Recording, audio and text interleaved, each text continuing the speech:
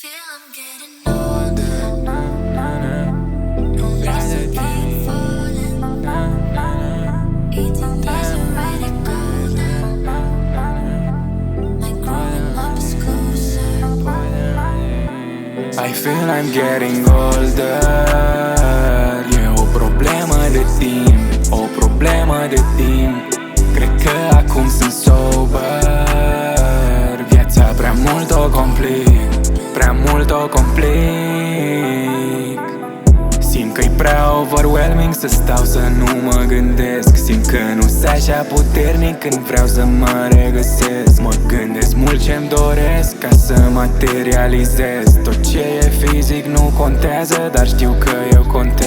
Tristețea mea e un pretext, mă pun într-un context în care vreau să fac ceva, nu pot să detaliez. Doar eu cu mine orbesc, fac asta și obosesc. Poate nu face sens, dar simt I feel I'm getting older.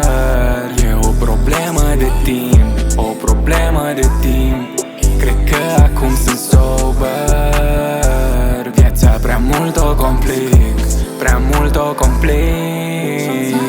Îmi spune că nu-i despre mine, ar trebui să văd cum să-mi o fac să o trăiesc. Prea multe nopți în care am văzut stele căzute, dorințe am multe în bec.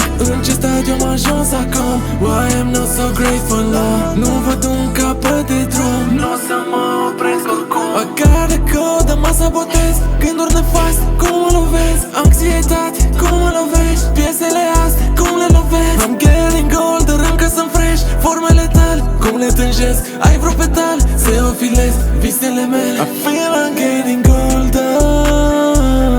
E o problemă de timp, o problemă de timp. You know that I've been sober. Nu știu cât mai rezist. E o problemă de timp. I feel I'm getting older. E o problemă de timp, o problemă de timp.